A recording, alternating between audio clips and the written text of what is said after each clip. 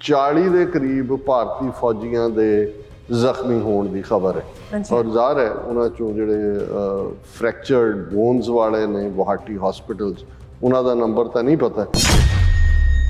ਚੁੰਬੀ ਗਿਆਤ ਸੇ ਜਿਹੜੇ 108 ਦੇ ਕਰੀਬ ਵਾਟਰਫਾਲਸ ਔਰ ਉਹ ਜਿਹੜਾ ਔਰ ਉਹਦੀ ਅਹਿਮੀਅਤ ਹੈ ਉਸ ਏਰੀਆ ਦੀ ਤਵਾਂਗ ਸੈਕਟਰ। ਔਰ ਇਹ ਗੱਲ ਉਹਨਾਂ ਦੇ ਇੱਕ ਫੌਜੀ ਜਨਰਲ ਨੇ ਵੀ ਕਹੀ ਕਿ ਜੀ ਇਹ ਜਿਹੜੇ ਨੇ ਉੱਥੇ ਜਿਹੜਾ ਆਪਣਾ ਆਬਜ਼ਰਵੇਸ਼ਨ ਪੋਸਟ ਬਣਾਉਣਾ ਚਾਹੁੰਦੇ ਸੀ। ਪਾਰਲੀਮੈਂਟ ਦੇ ਵਿੱਚ ਕਾਂਗਰਸ ਨੇ ਟਿੱਲ ਲਾਇਆ ਕਿ ਇਸ ਦੇ ਉੱਤੇ ਡਿਬੇਟ ਕਰੋ, ਪਰ ਉਹ ਲੋਕ ਸਭਾ ਸਪੀਕਰ ਜਿਹੜਾ ਹੈ ਓਮ ਬਿਰਲਾ ਉਹਨੇ ਕਾਂਗਰਸ ਦੀ ਮੰਗ ਰੱਦ ਕਰਕੇ ਕਿਹਾ ਕਿ ਜੀ ਅਸੀਂ ਇਹਨੂੰ ਬਿਜ਼ਨਸ ਐਡਵਾਈਜ਼ਰੀ ਕਮੇਟੀ ਦੇ ਹਵਾਲੇ ਕਰ ਦਿੰਦੇ ਹਾਂ, ਉਹ ਇਹਦੀ ਟੇਕ ਕੇਅਰ ਕਰ ਲਏਗੀ। ਮਤਲਬ ਇਹ ਹੈ ਕਿ ਉਹ ਇਹ ਸਮਝਦੇ ਨੇ ਕਿ ਇਹ ਲੁਕਾਇਆ ਜਾ ਰਿਹਾ ਕੁਛ। All India institute of medical sciences ਦੇ ਵਿੱਚ ਜਿਹੜਾ ਉਹਨਾਂ ਦਾ ਡਾਟਾ ਹੈ ਉਹ ਜਿਹੜਾ 5 ਸਰਵਰਸ ਤੋਂ ਜਿਹੜਾ ਉਹ ਹੈਕ ਹੋਇਆ। ਇਹ ਉਹਨਾਂ ਦੀ ਪਹੁੰਚ ਇਹਨਾਂ ਦੀ ਸਭ ਤੋਂ ਵੱਡੀ ਇੰਸਟੀਚਿਊਟ ਜਿਹੜੀ ਆ ਉਹਦੇ ਤੱਕ ਹੈ ਤੇ ਫਿਰ ਅੰਦਾਜ਼ਾ ਇਹ ਲਾਇਆ ਜਾ ਸਕਦਾ ਵੀ ਸਿਚੁਏਸ਼ਨ ਕਿਸ ਪਾਸੇ ਵੱਲ ਜਾ ਰਹੀ ਹੈ। ਅਸੀਂ ਭਾਰਤ ਔਰ ਚੀਨ ਦੋਨਾਂ ਦੀ ਹੌਸਲਾ ਅਫਜ਼ਾਈ ਕਰਦੇ ਹਾਂ ਕਿ ਉਹ ਜਿਹੜੇ ਉਹਨਾਂ ਦੇ ਬਾਈਲੈਟਰਲ ਚੈਨਲ ਨੇ ਜਿਨ੍ਹਾਂ ਰਾਹੀਂ ਕਿ ਉਹ ਜਿਹੜੇ ਬਾਰਡਰ ਦੇ ਡਿਸਪਿਊਟ ਨੇ ਉਹਨਾਂ ਬਾਰੇ ਗੱਲਬਾਤ ਕਰਨ। ਇਸ ਵਾਰ ਸਾਨੂੰ ਖੁਸ਼ੀ ਹੈ ਕਿ ਡਿਸਐਂਗੇਜਮੈਂਟ ਹੋਈ, ਮਤਲਬ ਜਿਹੜਾ ਹੈ ਉਹ ਫਲੈਗ ਉਹਨੂੰ ਮੀਟਿੰਗ ਵਗੈਰਾ ਹੋਈਆਂ ਔਰ ਗੱਲ ਮੁੱਕ। ਹੁਣ ਇਹ ਰਿਸਪੌਂਸ ਵਾਈਟ ਹਾਊਸ ਦਾ ਮੈਂ ਸਮਝਦਾ ਵੀ ਇਸ ਨੇ ਭਾਰਤ ਨੂੰ ਚਿੰਤਾ 'ਚ ਜ਼ਰੂਰ ਪਾਇਆ ਹੋਏਗਾ। ਮੇਬੀ ਅਮਰੀਕਨਸ ਦਾ ਜਿਹੜਾ ਪਹਿਲਾ ਯੂਫੋਰੀਆ ਸੀ ਭਾਰਤ ਨੂੰ ਲੈ ਕੇ ਜਿਹੜਾ ਬੜਾ ਇੱਕ ਚਾਅ ਚੜਿਆ ਹੋਇਆ ਸੀ, ਹੁਣ ਲੱਗਦਾ ਹੈ ਵੀ ਚਾਅ ਥੋੜਾ ਜਿਹਾ ਮੱਠਾ ਹੋਇਆ।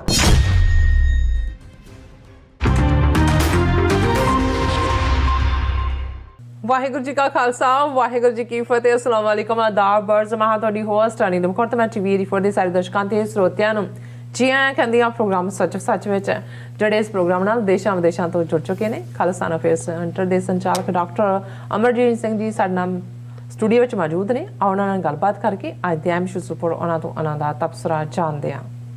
ਜੀ ਡਾਕਟਰ ਸਾਹਿਬ ਵਾਹਿਗੁਰੂ ਜੀ ਕਾ ਖਾਲਸਾ ਵਾਹਿਗੁਰੂ ਜੀ ਕੀ ਫਤਿਹ। ਹਾਂਜੀ ਨੀਲਮ ਕੌਰ ਜੀ ਤੁਹਾਨੂੰ ਵੀ ਤੇ ਦੁਨੀਆ ਭਰ 'ਚ ਬੈਠੇ ਸਾਡੇ ਬਹੁਤ ਹੀ ਪਿਆਰੇ ਸੋਹਣੇ ਸਿਆਣੇ ਟੀਵੀ 84 ਦੇ ਵਿਊਅਰਸ ਨੂੰ ਵੀ ਵਾਹਿਗੁਰੂ ਜੀ ਕਾ ਖਾਲਸਾ ਵਾਹਿਗੁਰੂ ਜੀ ਕੀ ਫਤਿਹ ਤੇ ਸਾਡੇ ਬਹੁਤ ਹੀ ਪਿਆਰੇ ਮੁਸਲਮਾਨ ਭੈਣਾਂ ਭਰਾਵਾਂ ਨੂੰ अस्सलाम वालेकुम। जी डॉक्टर साहब जी आनू प्रोग्राम सचो सच विच बहुत मेहरबानी जी। डॉक्टर साहब आज 14 दिसंबर 2022 पहली पो नानक शाही संमत 554 ਦਾ ਦਿਨ ਹੈ ਤੇ ਡਾਕਟਰ ਸਾਹਿਬ ਪ੍ਰੋਗਰਾਮ ਸ਼ੁਰੂ ਕਰਨ ਤੋਂ ਪਹਿਲਾਂ ਅਸੀਂ ਆਪਣੇ ਦਰਸ਼ਕਾਂ ਤੇ ਸਰੋਤਿਆਂ ਨੂੰ ਹਮੇਸ਼ਾ ਤਰ੍ਹਾਂ ਦੱਸਦੇ ਵਿਊਅਰਸ ਜੇ ਤੁਸੀਂ ਹੱਕ ਸੱਚ ਇਨਸਾਫ ਤੇ ਪੈਰਾ ਦਿੰਦਾ ਇੱਕੋ ਇੱਕ ਚੈਨਲ ਟੀਵੀ 84 ਨੂੰ ਦੇਖਣਾ ਚਾਹੁੰਦੇ ਹੋ ਤਾਂ ਤੁਸੀਂ ਦੇਖ ਸਕਦੇ ਹੋ spectrum cable, RCN cable, Bell 5 cable in Canada, roku, ਚਾਦੂ ਬਾਕਸ, ਸ਼ਾਵਾ, ਫੇਸਬੁੱਕ ਟੀਵੀ 84 ਦੀ ਐਪ ਰਾਹੀਂ online streaming and IP box ਤੇ ਤੁਸੀਂ ਟੀਵੀ 84 ਨੂੰ ਦੇਖ ਸਕਦੇ ਹੋ। ਵਿਊਅਰਸ ਜੇ ਤੁਸੀਂ ਟੀਵੀ 84 ਨਾਲ ਪ੍ਰੋਗਰਾਮ ਸੱਚੋ ਸੱਚ ਨਾਲ ਫੇਸਬੁੱਕ ਰਾਹੀਂ ਜੁੜੇ ਤਾਂ ਇਸ ਨੂੰ ਵੱਧ ਲਾਈਕ ਕਰੋ ਤੇ ਸ਼ੇਅਰ ਕਰੋ ਅਤੇ ਨਾਲ ਹੀ YouTube ਤੇ ਸਬਸਕ੍ਰਾਈਬ ਵੀ ਕਰੋ। ਇਹ ਵੀ ਦੱਸ ਦਿਓ ਕਿ ਤੁਸੀਂ ਟੀਵੀ 84 ਦੀ ਐਪ ਨੂੰ ਐਂਡਰੋਇਡ ਐਂਡ ਐਪ ਸਟੋਰ ਤੇ ਡਾਊਨਲੋਡ ਕਰਕੇ ਜੋ ਟੀਵੀ 84 ਦੀ ਲਾਈਵ ਸਟ੍ਰੀਮ ਹੈ ਇਸ ਨੂੰ ਤੁਸੀਂ 24 ਆਵਰਸ ਦੇਖ ਸਕਦੇ ਹੋ। ਸੋ ਵਿਊਅਰਸ ਪ੍ਰੋਗਰਾਮ ਦੀ ਸ਼ੁਰੂਆਤ ਕਰਦੇ ਹਾਂ ਦੀ ਸਪਾਂਸਰਸ਼ਿਪ ਦੇ ਹਵਾਲੇ ਨਾਲ ਕਿ ਅੱਜ ਦੇ ਪ੍ਰੋਗਰਾਮ ਸੱਚੋ ਸੱਚ ਨੂੰ ਸਪਾਂਸਰ ਕੀਤਾ ਗਿਆ ਹੈ ਵਰਜੀਨੀਆ ਤੋਂ ਸਰਦਾਰ ਬਲਵਿੰਦਰ ਸਿੰਘ ਚੱਠਾ ਜੀ ਵੱਲੋਂ। ਸੋ ਇਹਨਾਂ ਬੇਨਤੀ ਕੀਤੀ ਹੈ ਕਿ ਸਾਨੂੰ ਇਹ ਗੱਲ ਲੜ ਬਣ ਲੈਣੀ ਚਾਹੀਦੀ ਹੈ ਕਿ ਕੌਮੀ ਕਾਰਡ ਖਾਲਿਸਤਾਨ ਦੀ ਪ੍ਰਾਪਤੀ ਤੋਂ ਬਿਨਾਂ ਸਾਡੇ ਮਸਲਿਆਂ ਦਾ ਕੋਈ ਹੱਲ ਨਹੀਂ ਹੋ ਸਕਦਾ ਅਤੇ ਕੌਮੀ ਕਾਰਡ ਦੀ ਉਸਾਰੀ ਲਈ ਸਾਨੂੰ ਨਿਰੰਤਰ ਯਤਨਸ਼ੀਲ ਰਹਿਣਾ ਹੋਵੇਗਾ। ਚੰਗਾ ਹੋਵੇਗਾ ਜੇ ਅਸੀਂ ਇੱਕ ਦੂਜੇ ਦੀਆਂ ਲੱਤਾਂ ਖਿੱਚਣ, ਆਪਸੀ ਵਿਰੋਧ ਵਿੱਚ ਇੱਕ ਦੂਜੇ ਦਾ ਨੁਕਸਾਨ ਕਰਨ ਅਤੇ ਸਰਕਾਰੀ ਹੋਣ ਦਾ ਤਮਗਾ ਦੇਣ ਦੀ ਥਾਂ ਜੇ ਉਹਨਾਂ ਜਥੇਬੰਦੀਆਂ ਦੀ ਹਰ ਪੱਖ ਤੋਂ ਮਦਦ ਕਰੀਏ ਜੋ ਕੌਮੀ ਹਿੱਤ ਲਈ ਕੰਮ ਕਰ ਰਹੀਆਂ ਹਨ ਤਾਂ ਹੀ ਅਸੀਂ ਬਹੁਤ ਕੁਝ ਪ੍ਰਾਪਤ ਕਰ ਸਕਦੇ ਹਾਂ। ਸੋ ਸਾਡੀ ਅੱਧ ਤੋਂ ਵੱਧ ਦੀ ਤਾਕਤ ਹੈ ਆਪਸੀ ਵੈਰ ਵਿਰੋਧ ਵਿੱਚ ਹੀ ਜਾਇਆ ਹੋ ਜਾਂਦੀ ਹੈ। ਸੋ ਵਾਹਿਗੁਰੂ ਚੜ੍ਹਦੀ ਕਲਾ ਰੱਖਣ। ਸੋ ਅੱਜ ਦੀ ਸਪਾਂਸਰਸ਼ਿਪ ਲਈ ਅਸੀਂ ਸਰਦਾਰ ਬਲਵਿੰਦਰ ਸਿੰਘ ਜੀ ਚੱਠਾ ਹੋਰਾਂ ਦਾ ਤਹਿ ਦਿਲ ਤੋਂ ਧੰਨਵਾਦ ਕਰਦੇ ਹਾਂ ਔਰ ਤੁਹਾਨੂੰ ਵੀ ਅਪੀਲ ਬੇਨਤੀ ਕਰਦੇ ਹਾਂ ਕਿ ਤੁਸੀਂ ਵੀ ਪ੍ਰੋਗਰਾਮ ਸੱਚੋ ਸੱਚ ਨੂੰ ਵੱਧ ਤੋਂ ਵੱਧ ਸਪਾਂਸਰ ਕਰੋ। ਸਪਾਂਸਰਸ਼ਿਪ ਲਈ ਤੁਸੀਂ ਸਾਨੂੰ ਸਾਡੇ ਨੰਬਰ ਤੇ ਕਾਲ ਕਰ ਸਕਦੇ ਹੋ 5166191984। ਤੁਸੀਂ ਸਾਨੂੰ ਸੇਮ ਨੰਬਰ ਤੇ WhatsApp ਕਰ ਸਕਦੇ ਹੋ। ਤੁਸੀਂ ਸਾਨੂੰ ਈਮੇਲ ਵੀ ਕਰ ਸਕਦੇ ਹੋ info@tv84.tv ਤੇ। ਸੋ ਵਿਊਅਰਸ, ਪ੍ਰੋਗਰਾਮ ਦੇ ਪਹਿਲੇ ਸੈਗਮੈਂਟ ਦੇ ਵਿੱਚ ਭਾਰਤ ਤੇ ਚੀਨ ਦੇ ਹਵਾਲੇ ਨਾਲ ਗੱਲਬਾਤ ਕਰਨ ਜਾ ਰਹੇ ਹਾਂ। ਸੋ ਵਿਊਅਰਸ, ਇਸ ਤੇ ਆਪਾਂ ਨਿਰੰਤਰ ਗੱਲਬਾਤ ਕਰ ਰਹੇ ਹਾਂ ਇਸ ਇਸ਼ੂ ਦੇ ਉੱਪਰ। ਸੋ ਅੱਜ ਵੀ ਇਸੇ ਬਿਹਾਫ ਤੇ ਗੱਲਬਾਤ ਕਰਨ ਜਾ ਰਹੇ ਹਾਂ ਕਿ ਅਰੁਣਾਚਲ ਪ੍ਰਦੇਸ਼ ਦੇ ਤਵਾਂਗ ਸੈਕਟਰ ਵਿੱਚ ਭਾਰਤੀ ਅਤੇ ਚੀਨੀ ਫੌਜੀਆਂ ਵਿਚਾਲੇ ਹੋਈ ਝੜਪ, ਜਿਸ ਵਿੱਚ 30 ਤੋਂ ਜ਼ਿਆਦਾ ਭਾਰਤੀ ਫੌਜੀ ਜ਼ਖਮੀ ਹੋਏ। ਇਸ ਸੰਬੰਧੀ ਅਮਰੀਕਾ ਨੇ ਪਹਿਲਾਂ ਤਾਂ ਬਿਲਕੁਲ ਚੁੱਪ ਧਾਰ ਰੱਖੀ ਹੋਈ ਸੀ, ਪਰ ਜਦੋਂ ਵਾਈਟ ਹਾਊਸ ਨੂੰ ਇਸ ਸੰਬੰਧੀ ਸਵਾਲ ਪੁੱਛਿਆ ਗਿਆ ਤਾਂ ਜਵਾਬ ਮਿਲਿਆ ਕਿ ਭਾਰਤ ਤੇ ਚੀਨ ਦੋਵਾਂ ਮੁਲਕਾਂ ਨੂੰ ਬਾਈਲੈਟਰਲ ਚੈਨਲਾਂ ਰਾਹੀਂ ਗੱਲਬਾਤ ਕਰਕੇ ਬਾਰਡਰ ਦੇ ਜਿਹੜੇ ਝਗੜੇ ਨੂੰ ਨਿਬੇੜਨਾ ਚਾਹੀਦਾ ਹੈ। ਸੋ ਅਮਰੀਕਾ ਵੱਲੋਂ ਪਹਿਲਾਂ ਵਾਂਗ ਭਾਰਤ ਦੇ ਹੱਕ ਵਿੱਚ ਨਾ ਖੜਨ ਦੇ ਜਿਹੜੇ ਸਿਆਸੀ ਮਾਇਨੇ ਕੀ ਹਨ, ਸੋ ਇਸ ਬਾਰੇ ਆਪਾਂ ਗੱਲਬਾਤ ਕਰਨ ਜਾ ਰਹੇ ਹਾਂ। ਸੋ ਅਸੀਂ ਚਾਹਾਂਗੇ ਕਿ ਤੁਸੀਂ ਇਸੇ ਤਰ੍ਹਾਂ ਬਣੇ ਰਹਿਣਾ। ਦੇਖਣ ਸੁਣਨ ਲਈ ਤੁਹਾਡਾ ਸਭ ਦਾ ਬਹੁਤ ਬਹੁਤ ਸ਼ੁਕਰੀਆ ਜੀ। ਡਾਕਟਰ ਸਾਹਿਬ, ਕੀ ਕਹਿਣਾ ਚਾਹੋਗੇ? ਦੇਖੋ, ਸਭ ਤੋਂ ਪਹਿਲਾਂ ਤਾਂ ਅਸੀਂ ਆਪਣੇ ਉਹਨਾਂ ਸਾਰੇ ਵਿਊਅਰਸ ਦਾ ਸ਼ੁਕਰੀਆ ਅਦਾ ਕਰਦੇ ਹਾਂ ਜਿਨ੍ਹਾਂ ਨੇ ਕੱਲ੍ਹ ਦੇ ਸਾਡੇ ਟੌਪਿਕਸ, ਖਾਸ ਤੌਰ 'ਤੇ ਜਿਹੜੀ ਘਟਨਾ ਜਲੰਧਰ ਦੇ ਮਾਡਲ ਟਾਊਨ ਗੁਰਦੁਆਰਾ ਸਾਹਿਬ 'ਚ ਹੋਈ, ਉਸ ਨੂੰ ਲੈ ਕੇ ਮੀਡੀਆ ਦੇ ਵਿੱਚ ਕਾਫੀ ਨਾ ਪੱਖੀ ਪ੍ਰੋਪੇਗੈਂਡਾ ਚੱਲ ਰਿਹਾ ਸੀ। ਹਾਲਾਂ ਜਿਹੜੀ ਮੁੱਢਲੀ ਖਬਰ ਮੈਂ ਡਿਸਕਸ ਕੀਤੀ, ਉਦੋਂ 2 ਗੁਰਦੁਆਰਿਆਂ ਦਾ ਜ਼ਿਕਰ ਸੀ ਜਲੰਧਰ ਦੇ ਹਵਾਲੇ ਨਾਲ, ਪਰ ਬਾਅਦ 'ਚ ਪਤਾ ਲੱਗਾ 2 ਨਹੀਂ, ਇੱਕ ਕਪੂਰਥਲਾ ਜ਼ਿਲ੍ਹੇ ਦੇ ਵਿੱਚ ਕੋਈ ਘਟਨਾ ਪਹਿਲਾਂ ਹੋਈ ਸੀ। ਇਹ ਘਟਨਾ ਗੁਰਦੁਆਰਾ ਸਿੰਘ ਸਭਾ ਮਾਡਲ ਟਾਊਨ, ਜਿਹੜਾ ਕਾਫੀ ਪੁਰਾਣਾ ਗੁਰਦੁਆਰਾ ਹੈ, ਉਸ ਦੇ ਵਿੱਚ ਵਾਪਰੀ। ਸੋ ਉਸ ਨੂੰ ਲੈ ਕੇ ਕਾਫੀ ਜਿਹੜਾ ਇਹ ਵੀ ਨੇ ਖਬਰਾਂ ਕਿ ਗੁਰਦੁਆਰਾ ਕਮੇਟੀ ਨੇ ਇਕੱਠੇ ਹੋ ਕੇ ਪੁਲਿਸ ਰਿਪੋਰਟ ਵੀ ਕੀਤੀ ਹੈ, ਸੰਗਤ ਦੇ ਵਿੱਚ ਵੀ ਉਸ ਕਿਸਮ ਦੀ ਨੈਗੇਟਿਵਿਟੀ ਜਾਂ ਦੂਸਰਾ। ਸੋ ਬੜਾ ਸੈਂਸਿਟਿਵ ਇਸ਼ੂ ਸੀ। ਸਾਡੀ ਇਹ ਕੋਸ਼ਿਸ਼ ਹੁੰਦੀ ਹੈ ਕਿ ਸਾਡੇ ਆਪਣੇ ਬੱਚੇ ਬੱਚੀਆਂ ਨੇ ਜਿਹੜੇ ਇਸ ਵੇਲੇ ਪੰਜਾਬ ਦੇ ਵਿੱਚ ਇੱਕ ਹੋਪ ਬਣ ਕੇ ਉੱਭਰੇ ਨੇ, ਇੱਕ ਆਸ ਹੈ, ਕਿਉਂਕਿ ਲੰਬੇ ਵਕਤ ਤੋਂ ਜਦੋਂ ਅਸੀਂ ਇੱਕ ਖਲਾ ਦੇਖਦੇ ਹਾਂ ਔਰ ਉਸ ਦੇ ਵਿੱਚ ਜਦੋਂ ਵੀ ਕਿਤੇ ਕੋਈ ਆਸ ਦੀ ਕਿਰਨ ਹੁੰਦੀ ਹੈ ਤੇ ਅਸੀਂ ਬਹੁਤ ਆਸਵੰਦ ਹੁੰਦੇ ਹਾਂ। ਔਰ ਸਾਡੀ ਹਮੇਸ਼ਾ ਹੀ ਇਹ ਕੋਸ਼ਿਸ਼ ਹੁੰਦੀ ਹੈ, ਔਰ ਮੈਂ ਇਹ ਗੱਲ ਆਪਣੇ ਲਗਭਗ 4 ਦਹਾਈਆਂ ਦੇ ਪੰਥਕ ਜੀਵਨ ਦੇ ਵਿੱਚ ਬੜੀ ਸਪਸ਼ਟਤਾ ਦੇ ਨਾਲ, ਗੁਰੂ ਦੀ ਰਹਿਮਤ ਦੇ ਨਾਲ ਇਹ ਮੇਰਾ ਫੋਕਸ ਰਿਹਾ ਕਿ ਪਹਿਲਾ ਹਮਰਾ ਧੜਾ ਹਰ ਰਹਾ ਸਮਾਈ, ਕਿ ਭਾਈ ਅਸੀਂ ਕਿਸੇ ਹਾਲਾਂ ਤੁਸੀਂ ਇੱਕ ਡਿਸਿਪਲਿਨ 'ਚ ਤਾਂ ਕੰਮ ਕਰਦੇ ਹੋ, ਜਿਹੜੀ ਵੀ ਜਥੇਬੰਦੀ, ਜੇ ਪੰਥਕ ਕਮੇਟੀ ਜਾਂ ਉਸ ਵੱਲੋਂ ਬਣਾਇਆ ਖਾਲਿਸਤਾਨ ਅਫੇਅਰ ਸੈਂਟਰ ਜਾਂ ਜਿਹਦੇ 'ਚ ਵੀ ਸਾਨੂੰ ਇਹ ਰਿਹਾ, ਸਾਡੀ ਕੋਸ਼ਿਸ਼ ਤਾਂ ਉਹਦੇ 'ਚ ਹੁੰਦਿਆਂ ਵੀ ਇਹ ਰਹੀ ਕਿ ਜਦੋਂ ਅੰਦਰੂਨੀ ਆਪਸੀ ਕੋਈ ਖਿੱਚ ਤੂ ਵੀ ਸੀ, ਮੈਂ ਕਦੇ ਵੀ ਕਿਸੇ ਵੀ ਪਬਲਿਕ ਪਲੇਟਫਾਰਮ ਤੋਂ ਆਪਣੀ ਤਕਰੀਰ ਜਾਂ ਤਹਿਰੀਰ, ਲਿਖਤ ਜਾਂ ਭਾਸ਼ਣ 'ਚ ਕਿਸੇ ਨੂੰ ਨੈਗੇਟ ਨਹੀਂ ਕੀਤਾ।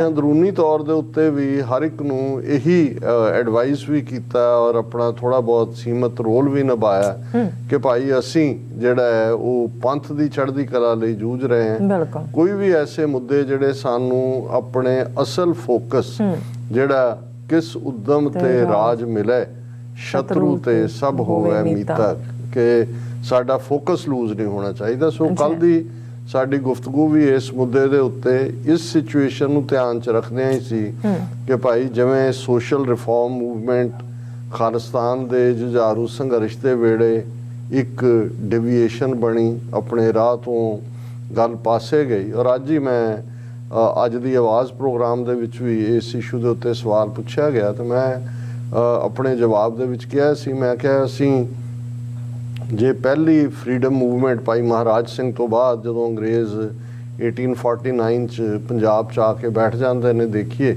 ਜਿਹਦੀ ਕਿ ਕਾਫੀ ਵਾਈਡ ਰੀਚ ਸੀ ਔਰ ਜਿਹੜੀ ਧਰਮ ਦੇ ਵਿੱਚ ਜੜ੍ਹਾਂ ਦੇ ਨਾਲ ਸ਼ੁਰੂ ਹੋਈ ਉਹ ਕੂਕਾ ਲਹਿਰ ਸੀ, ਕਿਉਂਕਿ ਸਪਸ਼ਟਤਾ ਦੇ ਨਾਲ ਉਹਨਾਂ ਦਾ ਨਾਰਾ ਸੀ ਕਿ ਰਹਿਣ ਨਾ ਦੇਵੋ ਹਿੰਦ ਚ ਰਾਜ ਫਰੰਗੀ ਦਾ, ਔਰ ਉਹਨਾਂ ਨੇ ਅੰਗਰੇਜ਼ਾਂ ਦੇ ਹਰ ਚੀਜ਼ ਦਾ ਟੋਟਲ ਬਾਈਕਾਟ, ਅਦਾਲਤਾਂ ਦਾ, ਪੋਸਟ ਆਫਿਸਿਸ ਦਾ, ਪਹਿਰਾਵਿਆਂ ਦਾ। ਇਸ ਲਈ ਅੱਜ ਵੀ ਭਾਵੇਂ ਹੁਣ ਤਾਂ ਇਹ ਹਿਲ ਚੁੱਕੇ ਨੇ ਬਿਲਕੁਲ ਹੀ ਕੂਕੇ, ਲੇਕਿਨ ਬਹੁਤੇ ਤੁਹਾਨੂੰ ਜਿਹੜੇ ਬਜ਼ੁਰਗ ਨੇ ਉਹ ਖੱਦਰ ਦਾ ਪਹਿਰਾਵਾ ਪਹਿਨਦੇ ਨਜ਼ਰ ਆਉਣਗੇ, ਕਿਉਂਕਿ ਉਹਨਾਂ ਨੂੰ ਸੀ ਕਿ ਅੰਗਰੇਜ਼ਾਂ ਲਈ ਇਹ ਮਾਰਕੀਟ ਹੈ, ਇੱਥੋਂ ਕੱਚਾ ਮਾਲ ਲਿਜਾਂਦੇ ਨੇ, ਉੱਥੋਂ ਲਿਆਂਦੇ ਨੇ, ਇਹਨਾਂ ਦਾ ਕੋਈ ਚੀਜ਼ ਵੀ ਨਾ ਪਾਓ, ਇਹਨਾਂ ਦੇ ਡਾਕਖਾਨੇ ਵੀ ਨਾ ਇਸਤੇਮਾਲ ਕਰੋ। ਉਹਨਾਂ ਨੇ ਆਪਣਾ ਜਿਹੜਾ ਪੋਸਟਲ ਸਿਸਟਮ ਜਿਹੜਾ ਘੋੜਿਆਂ ਦੇ ਉੱਤੇ ਪਹੁੰਚਾਉਂਦੇ ਸੀ ਉਹ ਉਹਨਾਂ ਨੇ ਸ਼ੁਰੂ ਕੀਤਾ। ਲੇਕਿਨ ਇੰਨੀ ਵੱਡੀ ਮੂਵਮੈਂਟ ਪੰਜਾਬ 'ਚ, ਔਰ ਇਹ ਸਾਰੇ ਥਾਟ ਨੇ ਜਿਹੜੇ ਬਾਅਦ 'ਚ ਗਾਂਧੀ ਨੇ ਚੋਰੀ ਕੀਤੇ। ਬਾਬਾ ਰਾਮ ਸਿੰਘ ਇੱਕ ਓਰੀਜਨਲ ਥਿੰਕਰ ਸੀ, ਲੇਕਿਨ ਜੇ ਅਸੀਂ ਦੇਖੀਏ ਵੀ ਡਿਵੀਏਟ ਕਦੋਂ ਹੁੰਦੀ ਹੈ, ਜਦੋਂ ਇਹ ਲਾਈਨ ਆ ਗਈ ਕਿ ਜੀ ਮੜੀਆਂ ਮਸਾਨ ਢਾਹ ਦਿਓ, ਸਮਾਧਾਂ ਮੜੀਆਂ ਔਰ ਕਬਰਾਂ ਕਿ ਜੀ ਇਹਨਾਂ ਦੀ ਪੂਜਾ ਠੀਕ ਧਾਰਮਿਕ ਤੌਰ ਤੇ ਉਹ ਬਾਣੀ ਪੜ੍ਹਨ ਵਾਲੇ ਉੱਚੀ ਉੱਚੀ ਵਜਨ ਦੇ ਵਿੱਚ ਬਾਣੀ ਪੜ੍ਹਦੇ ਸੀ। ਕੂਕਾ ਲਫ਼ਜ਼ ਵੀ ਇੱਥੋਂ ਹੀ ਆਇਆ ਕਿ ਭਾਈ ਉਹ ਇਵੇਂ ਲੱਗਦਾ ਸੀ ਵੀ ਜਿਵੇਂ ਕੂਕਦੇ ਨੇ। ਲੇਕਿਨ ਇਹ ਵੀ ਇੱਕ ਡਿਵੀਏਸ਼ਨ ਬਣੀ। ਫਿਰ ਇਸ ਤੋਂ ਵੀ ਵੱਡੀ ਡਿਵੀਏਸ਼ਨ ਬਣੀ ਕਿ ਜੀ ਬੁੱਚੜ ਜਿਹੜੇ ਕਿ ਕਾਊ ਸਲਾਟਰ ਕਰਦੇ ਨੇ, ਗਾਵਾਂ ਨੂੰ ਮਾਰਦੇ ਨੇ, ਉਹਨਾਂ ਨੂੰ ਮਾਰੋ ਕਿ ਵੀ ਇਹ ਜਿਹੜਾ ਹੈ। ਔਰ ਹਮਲੇ ਹੋਏ ਬੁੱਚੜਾਂ ਤੇ ਅੰਮ੍ਰਿਤਸਰ ਦੇ ਵਿੱਚ ਵੀ ਹੋਇਆ, ਹੋਰ ਵੀ ਸ਼ਾਇਦ ਮਲੇਰਕੋਟਲਾ ਜਾਂ ਕਿਸੇ ਥਾਂ ਤੇ। ਨਤੀਜੇ ਦੇ ਤੌਰ ਦੇ ਉੱਤੇ ਅੰਗਰੇਜ਼ ਇਹੀ ਚਾਹੁੰਦੇ ਸੀ, ਜਦੋਂ ਇੱਕ ਵਾਰੀ ਉਹ ਡਿਵੀਏਸ਼ਨ ਹੋਈ, ਕੂਕੇ ਫੜੇ ਗਏ ਜਿਹੜੇ ਉਹਨਾਂ ਦੇ ਹਮਲਿਆਂ ਜਾਂ ਦੂਸਰਿਆਂ ਦੇ ਵਿੱਚ ਸੀ, ਪਲੱਸ ਉਹਨਾਂ ਨੇ ਹੋਰ ਵੀ ਐਸਾ ਜਿਹੜੀਆਂ ਏਜੰਸੀਆਂ ਦੀ ਆਪਣੀ ਖੇਡ ਹੁੰਦੀ ਹੈ, ਬਾਅਦ 'ਚ ਕੁਛ ਨੂੰ ਉਹਨਾਂ ਨੇ ਇਕੱਠੇ ਕਰਕੇ ਜਿਹੜਾ ਤੋਪਾਂ ਦੇ ਸਾਹਮਣੇ ਖੜੇ ਕਰਕੇ ਉਡਾ ਤੇ। ਬਹਾਦਰੀ ਨਾਲ ਉੱਡੇ, ਕੋਈ ਸ਼ੱਕ ਨਹੀਂ ਹੈ। ਬਾਬਾ ਰਾਮ ਸਿੰਘ ਨੂੰ ਜਲਾਵਤਨ ਕਰਕੇ ਰੰਗੂਨ ਭੇਜ ਦਿੱਤਾ। ਉਸ ਤੋਂ ਪਹਿਲਾਂ ਬਹਾਦਰ ਸ਼ਾਹ ਜ਼ਫਰ ਨੂੰ 1857 ਦੇ ਰਿਬੈਲੀਅਨ ਲਈ ਭੇਜਿਆ ਹੀ ਹੋਇਆ ਸੀ, ਔਰ ਉੱਥੇ ਹੀ ਉਹਨਾਂ ਦੀ ਮੌਤ ਹੋਈ। ਸੋ ਅਸਲੀ ਜਿਹੜਾ ਮੁੱਦਾ ਸੀ ਕੂਕਿਆਂ ਦਾ ਕਿ ਰਹਿਣ ਨਾ ਦੇਵੋ ਹਿੰਦ 'ਚ ਰਾਜ ਫਰੰਗੀ ਦਾ, ਉਸ ਦੀ ਸਥਾਪਤੀ ਦੀ ਥਾਂ ਤੇ ਇੱਕ ਡਿਫਰੈਂਟ ਦੇ ਵਿੱਚ ਉਲਝਾ ਹੋਇਆ। ਔਰ ਇਹੀ ਪਾਰਟ ਅਸੀਂ ਜੇ ਅੱਗੇ ਤੋਰ ਕੇ, ਕੱਲ੍ਹ ਵੀ ਮੈਂ ਹਵਾਲਾ ਦਿੱਤਾ ਸੀ, ਉਹਨੂੰ ਮੈਂ ਰਿਪੀਟ ਨਹੀਂ ਕਰਨਾ ਚਾਹੁੰਦਾ, ਕਿ ਬਾਹਰ ਵੀ ਅਸੀਂ ਦੇਖਿਆ ਕਿ 84 ਤੋਂ ਬਾਅਦ ਜਿੱਥੇ ਇੱਕ ਉਭਾਰ, ਇੱਕ ਐਮੋਸ਼ਨਲ ਪੁਲ ਸੀ ਸੰਗਤਾਂ ਦਾ, ਉੱਥੇ ਬੇਲੋੜੇ ਵਿਵਾਦ ਖੜੇ ਕਰ ਦਿੱਤੇ ਗਏ। ਜਿਵੇਂ ਬ੍ਰਿਟਿਸ਼ ਕੋਲੰਬੀਆ 'ਚੋਂ ਸ਼ੁਰੂ ਹੋਇਆ ਕਿ ਲੰਗਰ ਕੁਰਸੀਆਂ ਤੇ ਕਿ ਤੱਪੜਾਂ ਤੇ ਉਸ ਸਾਰੇ ਦੇ ਚੱਲਦਿਆਂ ਪੂਰੀ ਇੱਕ ਡਿਵੀਜ਼ਨ ਸ਼ੁਰੂ ਹੋ ਗਈ। ਫਿਰ ਮਰਿਆਦਾ ਦਾ ਇਸ਼ੂ, ਔਰ ਹੁਣ ਵੀ ਜੇ ਤੁਸੀਂ ਪਿਛਲੇ ਪੀਰੀਅਡ ਦੇ ਵਿੱਚ ਦੇਖੋ, ਕੁਛ ਇਸ ਕਿਸਮ ਦੇ ਧਾਰਮਿਕ ਇਸ਼ੂ ਜਿਹੜੇ ਕਿ ਬਿਲਕੁਲ ਡਿਵਾਈਸਿਵ ਲਾਈਨ ਤੇ ਖੜੇ ਲਿਆ ਕੇ ਕਰ ਦਿੰਦੇ ਨੇ, ਔਰ ਉਹਦੇ 'ਚ ਇੱਕ ਦੂਸਰੇ ਪ੍ਰਤੀ ਜਿਸ ਕਿਸਮ ਦੀ ਸੋਸ਼ਲ ਮੀਡੀਆ ਨੇ ਉਹਨੂੰ ਹੋਰ ਵੀ ਸੁਖੈਨ ਬਣਾ ਦਿੱਤਾ ਹੈ, ਜ਼ੁਬਾਨ ਵਰਤੀ ਜਾਂਦੀ ਹੈ, ਇਸਤੇਮਾਲ ਕੀਤੀ ਜਾਂਦੀ ਹੈ। ਸੋ ਸਾਡਾ ਇਹੀ ਇਸ ਮੌਕੇ ਦੇ ਉੱਤੇ ਐਡਵਾਈਸ ਸੀ, ਔਰ ਉਹਨੂੰ ਸਾਡੇ ਵੱਡੀ ਗਿਣਤੀ 'ਚ ਦਰਸ਼ਕਾਂ ਵੱਲੋਂ ਆਪਣੇ ਕਮੈਂਟਸ ਰਾਹੀਂ ਔਰ ਅਦਰਵਾਈਜ਼ ਵੀ ਉਸ ਨੂੰ ਐਪਰੀਸ਼ੀਏਟ ਕੀਤਾ ਗਿਆ ਕਿ ਵੀ ਇਹ ਠੀਕ ਵਕਤ ਦੇ ਉੱਤੇ, ਕਿਉਂਕਿ ਅਸੀਂ ਜੋ ਪੰਜਾਬ ਦੇ ਵਿੱਚ ਵਾਰਸ ਪੰਜਾਬ ਦੇ ਜਥੇਬੰਦੀ ਵੱਲੋਂ ਜਿਸ ਕਿਸਮ ਦੀ ਮੁਹਿੰਮ ਵਿੱਢੀ ਗਈ ਹੈ ਅੰਮ੍ਰਿਤ ਸੰਚਾਰ ਦੀ, ਆਪਣੀਆਂ ਜੜ੍ਹਾਂ ਨਾਲ ਜੋੜਨ ਦੀ, ਪੰਥ ਦੇ ਪਾਤਸ਼ਾਹੀ ਦਾਅਵੇ ਦੀ, ਉਹਨੂੰ ਕਾਮਯਾਬ ਦੇਖਣਾ ਚਾਹੁੰਦੇ ਹਾਂ। ਔਰ ਅਸੀਂ ਨਹੀਂ ਚਾਹੁੰਦੇ ਕਿ ਭਾਈ ਇਹ ਜਿਹੜਾ ਇਸ ਕਿਸਮ ਦੀਆਂ ਡੈਵੀਏਸ਼ਨਸ ਕਿ ਜਿੱਥੇ ਹਕੂਮਤਾਂ, ਏਜੰਸੀਆਂ ਆਪਸ ਦੇ ਵਿੱਚ ਹੀ ਇਸ ਕਿਸਮ ਦੇ ਇਸ਼ੂਜ਼ ਦੇ ਵਿੱਚ ਸਾਨੂੰ ਉਲਝਾ ਦੇਣ ਕਿ ਅਸਲੀ ਜਿਹੜੀ ਖੇਡ ਖੇਡਣ ਵਾਲੇ ਨੇ ਦਿੱਲੀ 'ਚ ਬੈਠੇ, ਉਹਨਾਂ ਦੀਆਂ ਏਜੰਸੀਆਂ ਜਿਹੜੀਆਂ ਪੰਜਾਬ ਦੇ ਵਿੱਚ, ਜੇ ਸਾਨੂੰ ਇਸ 'ਚੋਂ ਹੋਪ ਨਜ਼ਰ ਆ ਰਹੀ ਹੈ ਕਿ ਜੋ ਚੱਲ ਰਿਹਾ ਇਹਦੇ 'ਚੋਂ ਕੁਛ ਪੋਜ਼ਿਟਿਵ ਨਿਕਲੇਗਾ, ਤਾਂ ਫਿਰ ਦੁਸ਼ਮਣ ਵੱਲ ਵੀ ਦੇਖੀਏ ਕਿ ਉਹ ਇਹਨੂੰ ਕਿਵੇਂ ਦੇਖਦੇ ਨੇ। ਔਰ ਇਸੇ ਲਾਈਨ ਦੇ ਉੱਤੇ ਹੀ ਸਰ ਬਲਵਿੰਦਰ ਸਿੰਘ ਚੱਠਾ, ਸਾਡੇ ਮਿੱਤਰ, ਸਹਿਯੋਗੀ, ਭਰਾਵਾਂ ਵਰਗੇ ਦੋਸਤ, ਦੋਸਤਾਂ ਵਰਗੇ ਭਰਾ, ਉਹਨਾਂ ਦਾ ਅੱਜ ਦੀ ਸਪਾਂਸਰਸ਼ਿਪ ਲਈ ਸ਼ੁਕਰੀਆ। ਮੈਸੇਜ ਉਹਨਾਂ ਦਾ ਵੀ ਇਹੀ ਹੈ ਕਿ ਭਾਈ ਅਸੀਂ ਜਿਹੜਾ ਹੈ ਇਸ ਵੇਲੇ ਸਾਡੀ ਅਪਰੋਚ, ਮੈਂ ਅਕਸਰ ਇਹ ਫਰੇਜ਼ ਇਸਤੇਮਾਲ ਕਰਦਾ ਕਿ ਵੀ ਐਗਰੀ ਟੂ ਡਿਸਐਗਰੀ, ਕਿ ਇਸ ਗੱਲ ਨਾਲ ਸਹਿਮਤ ਹੋਈਏ ਕਿ ਅਸੀਂ ਅਸਹਿਮਤ ਹੋ ਸਕਦੇ ਹਾਂ। ਔਰ ਅੱਜ ਹੀ ਮੈਂ ਥੋੜ੍ਹੀ ਦੇਰ ਪਹਿਲਾਂ ਰਵੀ ਸਿੰਘ ਖਾਲਸਾ ਏਡ ਦੇ ਜਿਹੜੇ ਬਾਨੀ ਨੇ, ਉਹਨਾਂ ਦੀ ਇੱਕ ਦੇਖ ਰਿਹਾ ਸੀ ਮੈਸੇਜ ਜਿਹੜਾ ਅੱਜ ਹੀ ਉਹਨਾਂ ਨੇ ਭਰਿਆ, ਉਹ ਵੀ ਦੁਖਦ ਦਿਲ ਦੇ ਨਾਲ ਹੀ, ਕਿਉਂਕਿ ਉਹ ਖੁਦ ਕਾਫੀ ਅਰਸਾ ਬਿਮਾਰੀ, ਉਹਨਾਂ ਦੀਆਂ ਦੋਨੋਂ ਕਿਡਨੀਜ਼ ਡੈਮੇਜਡ ਹੋਈਆਂ। ਫਿਰ ਇੱਕ ਹਿੰਦੂ ਬੀਬੀ ਨੇ ਕਿਡਨੀ ਡੋਨੇਟ ਕੀਤੀ ਹੈ, ਉਹਨਾਂ ਦੀ ਕਿਡਨੀ ਟ੍ਰਾਂਸਪਲਾਂਟ ਹੋਇਆ ਔਰ ਹੁਣ ਉਹ ਨੋਰਮਲ ਹਾਲਤ 'ਚ ਨੇ। ਔਰ ਉਹਦੇ 'ਚ ਵੀ ਉਹਨਾਂ ਨੇ, ਮੈਂ ਉਹ ਸਮਝ ਸਕਦਾ ਕਿਉਂਕਿ ਜਿਹੜਾ ਵੀ ਐਕਟਿਵਿਸਟ, ਉਹ ਵੀ 25-26 ਸਾਲ ਤੋਂ ਖਾਲਸਾ ਏਡ ਦੇ ਨਾਲ ਉਹਨਾਂ ਨੇ ਦੁਨੀਆ ਭਰ ਦੇ ਵਿੱਚ ਪਛਾਣ ਬਣਾਈ ਹੈ। ਲੇਕਿਨ ਤੁਹਾਨੂੰ ਕਈ ਵਾਰ ਇਹ ਲੱਗਦਾ ਹੁੰਦਾ ਹੈ ਕਿ ਵੀ ਕੁਛ ਜਿਹੜੀ ਜਦੋਂ ਕ੍ਰਿਟਿਸਿਜ਼ਮ ਇਸ ਕਿਸਮ ਦਾ ਹੋ ਜਾਂਦਾ ਹੈ ਕਿ ਨਿੱਜੀ ਲੈਵਲ ਤੇ ਪਹੁੰਚ ਜਾਂਦਾ ਹੈ, ਧਮਕੀਆਂ ਤੱਕ ਗੱਲ ਪਹੁੰਚ ਜਾਂਦੀ ਹੈ। ਔਰ ਕਿਉਂਕਿ ਮੈਂ ਖੁਦ ਇਹ ਸਾਰਿਆਂ ਨੂੰ ਫੇਸ ਕੀਤਾ ਹੋਇਆ ਕਿ ਕਿਵੇਂ ਨਿਗੁਣੀਆਂ ਜਿਹੀਆਂ ਜਿਹਦੇ 'ਚ ਕੋਈ ਮੈਰਿਟ ਨਹੀਂ ਹੁੰਦੀ, ਕਈ ਵਾਰੀ ਉਹਨਾਂ ਗੱਲਾਂ ਨੂੰ ਆਧਾਰ ਬਣਾ ਕੇ ਕਈ ਵਾਰ ਵਿਰੋਧ ਹੁੰਦਾ। ਹੁਣ ਈਵਨ ਇਹ ਸਵਾਲ ਵੀ, ਜਿਵੇਂ ਇੱਕ ਪਾਸੇ ਜਦੋਂ ਤੁਸੀਂ ਨੈਗੇਸ਼ਨ ਕਰਨ ਲੱਗਦੇ ਹੋ, ਫਿਰ ਤੁਹਾਨੂੰ ਹਰ ਥਾਂ ਲੱਗਦਾ ਹੈ ਕਿ ਭਾਈ ਇਹ ਜਿਹੜੇ ਬਾਹਰ ਮਦਦ ਕਰਨੀ ਹੈ, ਲੰਗਰ ਲਾਣੇ ਨੇ ਜਾਂ ਦੂਸਰਾ ਹੈ, ਇਹ ਵੀ ਜਿਵੇਂ ਕੋਈ ਐਂਟੀ ਪੰਥ ਕੰਮ ਹੁੰਦਾ ਹੈ। ਇਵੇਂ ਨਹੀਂ ਹੈ। ਇਹ ਤਾਂ ਠੀਕ ਹੈ ਕਿ ਵੀ ਜੇ ਅਸੀਂ ਪੰਜਾਬ ਦੇ ਵਿੱਚ ਫੋਕਸ ਮੰਗਦੇ ਹਾਂ, ਉਹਨਾਂ ਨੇ ਆਪਣਾ ਗਿਣਾਇਆ ਕਿ ਪੰਜਾਬ 'ਚ ਉਹਨਾਂ ਨੇ ਕਿੰਨੇ ਘਰ ਬਣਾ ਕੇ ਦਿੱਤੇ, ਕੀ ਲਾਈਨ ਜਿਹੜੀ ਹੈ ਉਹਨਾਂ ਨੇ ਉਹ ਕਰਦੇ ਨੇ। ਇਹ ਠੀਕ ਹੈ ਕਿ ਵੀ ਸਾਡੀ ਵੀ ਜਿੰਨੀਆਂ ਵੀ ਹਿਊਮੈਨੀਟੇਰੀਅਨ ਸਿੱਖਾਂ ਦੀਆਂ ਆਰਗੇਨਾਈਜੇਸ਼ਨਸ ਨੇ, ਉਹ ਖਾਲਸਾ ਏਡ ਹੋਏ ਯੂਨਾਈਟਿਡ ਸਿੱਖਸ ਹੋਏ ਜਾਂ ਦੂਸਰੀਆਂ ਹੋਣ, ਮੇਰਾ ਵੀ ਹਮੇਸ਼ਾ ਇਹ ਟੇਕ ਹੁੰਦੀ ਹੈ ਕਿ ਵੀ ਸਾਡੇ ਰਿਸੋਰਸਿਸ ਦੇ ਵਿੱਚ ਠੀਕ ਹੈ ਕਿ ਜਿੱਥੇ ਜਿਨ੍ਹਾਂ ਮੁਲਕਾਂ 'ਚ ਅਸੀਂ ਰਹਿੰਦੇ, ਹੁਣ ਜੇ ਅਸੀਂ ਆਸਟ੍ਰੇਲੀਆ ਦੇ ਹਵਾਲੇ ਨਾਲ ਗੱਲ ਕਰੀਏ ਕਿ ਜਿੱਥੇ ਜੇ ਅੱਜ ਆਸਟ੍ਰੇਲੀਆ ਦੇ ਪੋਲੀਟੀਸ਼ੀਅਨਸ, ਉਹਨਾਂ ਦੇ MP, ਉਹਨਾਂ ਦੇ ਦੂਸਰੇ ਓਪੀਨੀਅਨ ਮੇਕਰ, ਡਿਸੀਜਨ ਮੇਕਰ ਸਿੱਖਾਂ ਦੇ ਹੱਕ 'ਚ ਖਲੋਤੇ ਨੇ, ਉਹਨਾਂ ਦੀਆਂ ਤੁਸੀਂ ਚਿੱਠੀਆਂ ਦੇਖੋ ਤੇ ਉਹ ਸਿੱਖਾਂ ਨੂੰ ਐਪਰੀਸ਼ੀਏਟ ਕਰਦੇ ਨੇ ਕਿ ਜੀ ਬੁਸ਼ ਫਾਇਰਸ, ਫਲੱਡਸ, COVID-19 ਵੀ ਉਹਦੇ 'ਚ ਸਿੱਖਾਂ ਨੇ ਸਭ ਤੋਂ ਮੂਹਰੇ ਹੋ ਕੇ ਜਿਹੜਾ ਆਪਣਾ ਰੋਲ ਅਦਾ ਕੀਤਾ। ਸੋ ਸਾਨੂੰ ਅਸੀਂ ਜਦੋਂ ਕਿ ਇੱਕ ਗਲੋਬਲ ਅੱਜ ਸਾਡੀ ਪ੍ਰੈਜ਼ੈਂਸ ਹੈ, ਸਾਨੂੰ ਹਰ ਥਾਂ ਦੇ ਉੱਤੇ ਉਹਨਾਂ ਮੁਲਕਾਂ ਦੇ ਵਿੱਚ ਵੀ ਰਹਿੰਦੇ ਆ ਆਪਣਾ ਫਰਜ਼ ਅਦਾ ਕਰਨ ਦੀ ਲੋੜ ਹੈ। ਔਰ ਇਹਦੇ ਨਾਲ ਨਾਲ ਜਿਹੜਾ ਮੈਂ ਸਮਝਦਾ ਵੀ ਅਸੀਂ ਭਾਵੇਂ ਜਿੰਨੇ ਮਰਜ਼ੀ ਕਮਜ਼ੋਰ ਹੋਏ ਹੋਈਏ, ਲੇਕਿਨ ਗੁਰੂ ਨਾਨਕ ਸਾਹਿਬ ਦੀ ਦੇਗ ਜਿਹੜੇ 20 ਰੁਪਈਆਂ ਦਾ ਭੁੱਖੇ ਸਾਧੂਆਂ ਨੂੰ ਖਵਾਉਣਾ ਜਿਸ ਤੋਂ ਸ਼ੁਰੂਆਤ ਹੁੰਦੀ ਹੈ, ਉਹ ਸਾਡੀ ਇੱਕ ਪਛਾਣ ਵੀ ਬਣ ਗਿਆ। ਔਰ ਜਿੱਥੇ ਵੀ ਕੋਵਿਡ ਦੇ ਚੱਲਦੇ ਆ ਦੁਨੀਆ ਭਰ ਦੇ ਵਿੱਚ ਸਾਡੇ ਜਿਹੜੀ ਹੈ ਇਸ ਨੇ ਸਿੱਖੀ ਦੀ ਪਛਾਣ ਵੀ ਦਿੱਤੀ ਹੈ। ਹਾਲਾਂਕਿ ਪੰਜਾਬ ਦੇ ਲੋਕਾਂ ਦੀਆਂ ਸਮੱਸਿਆਵਾਂ, ਖਾਸ ਤੌਰ ਤੇ ਗਰੀਬ ਕਿਰਤੀ ਸਿੱਖਾਂ ਦੀਆਂ, ਉਹਨਾਂ ਵੱਲ ਧਿਆਨ ਦੇਣ ਦੀ ਲੋੜ ਹੈ, ਉਹਨਾਂ ਦੇ ਉੱਤੇ ਕੰਮ ਕਰਨ ਦੀ ਲੋੜ ਹੈ। ਇਹ ਅਸੀਂ ਇੱਕ ਢੰਗ ਤਰੀਕੇ ਨਾਲ ਸੁਜੈਸਟ ਕਰ ਸਕਦੇ ਹਾਂ ਕਿ ਜੀ ਭਾਈ ਤੁਹਾਡੇ ਬਜਟ ਦਾ ਇੱਕ ਵੱਡਾ ਹਿੱਸਾ ਪੰਜਾਬ, ਪਰ ਉਹੀ ਤਰੀਕਾ ਜੇ ਇਹ ਹੋਏਗਾ ਕਿ ਭਾਈ ਇਹ ਜਿਹੜਾ ਇਹ ਕੁਛ ਨਹੀਂ, ਇਹ ਤਾਂ ਫਜ਼ੂਲ ਕਰ ਰਹੇ ਨੇ, ਇਹ ਬੰਦ ਕਰੋ ਲੰਗਰ, ਇਹਨਾਂ ਨੂੰ ਬੰਦ ਕਰ ਦਿਓ, ਫਿਰ ਇਹ ਅਪਰੋਚ ਠੀਕ ਨਹੀਂ ਹੁੰਦੀ। ਔਰ ਇਹੀ ਸਾਡੀ ਤਰਾਸਦੀ ਵੀ ਹੈ ਕਿ ਵੀ ਅਸੀਂ ਦੂਸਰੇ ਪਾਸੇ ਅਸੀਂ ਦੇਖਦੇ ਹਾਂ ਜੇ ਜਿਸ RSS ਨਾਲ ਸਾਡੀ ਟੱਕਰ ਹੈ, ਹਜ਼ਾਰਾਂ ਦੀ ਗਿਣਤੀ 'ਚ ਉਹਨਾਂ ਦੇ ਇਸ ਕਿਸਮ ਦੇ ਵਲੰਟੀਅਰ ਨੇ ਜਿਨ੍ਹਾਂ ਨੇ ਵਿਆਹ ਨਹੀਂ ਕਰਾਏ ਹੋਏ, ਜਿਨ੍ਹਾਂ ਨੇ ਸਾਰੀ ਜ਼ਿੰਦਗੀ ਦਿੱਤੀ ਹੋਈ, ਔਰ 100 ਸਾਲ ਬਾਅਦ ਉਹਨਾਂ ਦਾ ਜੋ 100 ਸਾਲ ਪਹਿਲਾਂ ਹੈਡਗਵੇਅਰ ਨੇ ਜਦੋਂ RSS ਫਾਊਂਡ ਕੀਤਾ, 100 ਸਾਲ ਲੱਗੇ ਕਿ ਉਹ ਆ ਕੇ ਅੱਜ ਉਸ ਮੁਕਾਮ 'ਤੇ ਨੇ ਕਿ ਉਹਨਾਂ ਦੇ ਕੋਲ ਪੋਲੀਟੀਕਲ ਪਾਵਰ ਹੈ, ਕੋਈ ਰਿਸੋਰਸ ਦੀ ਕਮੀ ਦੇ ਨਾਂ ਦੀ ਚੀਜ਼ ਨਹੀਂ, ਔਰ ਉਹ ਹਿੰਦੂਤਵਾ ਦਾ ਏਜੰਡਾ ਰੂਥਲੈਸਲੀ ਜਿਹੜਾ ਹੈ ਉਹਨੂੰ ਲਾਗੂ ਕਰ ਰਹੇ ਨੇ। ਸੋ ਸਾਡੇ ਕੋਲ ਜਿੰਨੇ ਵੱਡੇ ਸਾਡੇ ਚੈਲੰਜਸ ਨੇ, ਕਿੰਨੇ ਕੁ ਵਲੰਟੀਅਰ ਨੇ, ਕਿੰਨੇ ਕੁ ਸਾਡੇ ਰਿਸੋਰਸ ਵੀ ਅਸੀਂ ਲਾ ਰਹੇ ਹਾਂ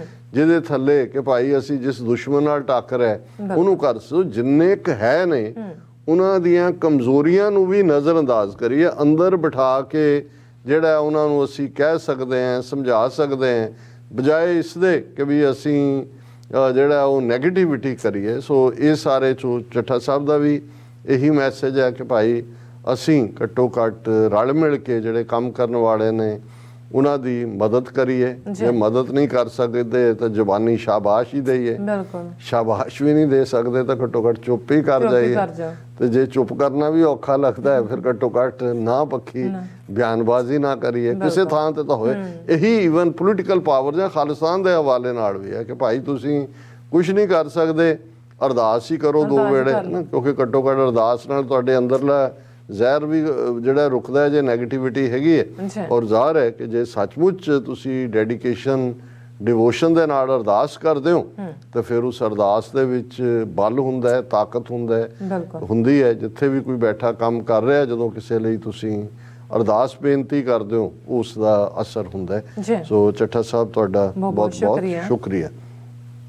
ਹੁਣ ਅਸੀਂ ਆ ਜਾਈਏ ਤਵਾਂਗ, ਅਰੁਣਾਚਲ ਪ੍ਰਦੇਸ਼। ਇੱਕ ਪਾਸੇ ਭਾਰਤ ਦਾ ਨਾਰਥ ਈਸਟ ਦੇ ਵਿੱਚ ਵੈਸਟਰਨ ਸੈਕਟਰ, ਜਿਸ ਦੇ ਵਿੱਚ ਗਲਵਾਨ, ਡੈਪਸੋਂਗ, ਪੈਨਸੋਂਗ ਲੇਕ, ਦੂਜੇ ਤੀਜੇ ਅਸੀਂ ਉਸ ਦਾ ਜ਼ਿਕਰ ਕੀਤਾ। ਹੁਣ ਜਿਹੜਾ ਚਾਈਨਾ ਨੇ ਨਵਾਂ ਫਰੰਟ ਖੋਲ੍ਹਿਆ ਈਸਟ ਦੇ ਵਿੱਚ, ਕਿਉਂਕਿ ਦੋਨੋਂ ਬਾਰਡਰ ਜਿਹੜੇ ਚਾਈਨਾ ਦੇ ਨਾਲ ਭਾਰਤ ਦੇ ਲੱਗਦੇ ਨੇ 3000 ਕਿਲੋਮੀਟਰ ਤੋਂ ਜ਼ਿਆਦਾ ਦਾ, ਉਹ ਸਾਰੇ ਇਹਨਾਂ ਸੈਕਟਰਸ ਨੇ। ਆਲਰੇਡੀ ਵੈਸਟਰਨ ਸੈਕਟਰ ਦੇ ਵਿੱਚ 38000 ਸਕੁਅਰ ਕਿਲੋਮੀਟਰ ਟੈਰੀਟਰੀ ਚਾਈਨਾ ਨੇ 62 ਦੇ ਵਿੱਚ ਲਈ। ਔਰ 15 ਜੂਨ 2020 ਨੂੰ ਗਲਵਾਨ ਵੈਲੀ 'ਚ ਟੱਕਰ ਤੋਂ ਬਾਅਦ ਇਸ ਸੈਕਟਰ ਦੇ ਵਿੱਚ ਜਿਹੜਾ ਵੈਸਟਰਨ ਸੈਕਟਰ ਹੈ ਉਸ ਦੇ ਵਿੱਚ ਚਾਈਨਾ ਨੇ 2000 ਸਕੁਅਰ ਕਿਲੋਮੀਟਰ ਟੈਰੀਟਰੀ ਲਈ। ਸੋ 40000 ਸਕੁਅਰ ਕਿਲੋਮੀਟਰ ਦੇ ਉੱਤੇ ਚੀਨ ਬੈਠਾ ਹੈ। ਇਹ ਵੱਖਰੀ ਗੱਲ ਹੈ ਕਿ ਸਾਡੇ ਮੋਦੀ ਔਰ ਅਮਿਤ ਸ਼ਾਹ ਜਿਹੜੇ 56 ਇੰਚ ਦੀ ਛਾਤੀ ਵਾਲੇ ਨੇ, ਨਾ ਕੋਈ ਆਇਆ ਨਾ ਕੋਈ ਘੁਸਾ, ਨਾ ਉਹ ਸਾਰੇ ਦੇ ਉੱਤੇ ਖੜੇ ਨੇ। ਇਹ ਵੀ ਅਸੀਂ ਜ਼ਿਕਰ ਕੀਤਾ ਕਿ ਜਿਹੜਾ ਤਵਾਂਗ ਸੈਕਟਰ ਜਿਹੜਾ ਬੜਾ ਅਹਿਮੀਅਤ ਰੱਖਦਾ ਹੈ ਚੀਨ ਨੇ ਕਦੇ ਵੀ ਇਸ ਨੂੰ ਭਾਰਤ ਦਾ ਹਿੱਸਾ ਨਹੀਂ ਮੰਨਿਆ, ਉਹਨੂੰ ਸਾਊਥ ਤਿੱਬਤ ਕਹਿੰਦਾ ਹੈ। ਔਰ ਹੁਣ ਹਾਲਾਂਕਿ 3 ਦਿਨ ਇਸ ਖਬਰ ਨੂੰ ਇਹਨਾਂ ਨੇ ਆਲਮੋਸਟ ਕਿਲ ਕਰ ਦਿੱਤਾ ਸੀ। ਜੇ ਇੱਕ ਜ਼ਖਮੀ ਫੌਜੀ ਰਾਹੀਂ ਇਹ ਖਬਰ ਬਾਹਰ ਨਾ ਨਿਕਲਦੀ ਤੇ ਇਸ ਦਾ ਤਾਂ ਕਿਤੇ ਜ਼ਿਕਰ ਵੀ ਨਹੀਂ ਸੀ ਹੋਣਾ। ਹੁਣ ਇਸ ਦੇ ਹੋਰ ਵੇਰਵੇ ਵੀ ਆ ਰਹੇ ਨੇ ਸਾਡੇ ਕੋਲ, ਅਦਰ ਦੈਨ ਇੰਡੀਅਨ ਮੀਡੀਆ ਜਾਂ ਇੰਟਰਨੈਸ਼ਨਲ ਮੀਡੀਆ ਤੋਂ ਕੁਝ ਐਸੇ ਸੋਰਸ ਵੀ ਨੇ ਜਿਹੜੇ ਸਾਡੇ ਤੱਕ ਖਬਰ ਪਹੁੰਚਾਉਂਦੇ ਨੇ।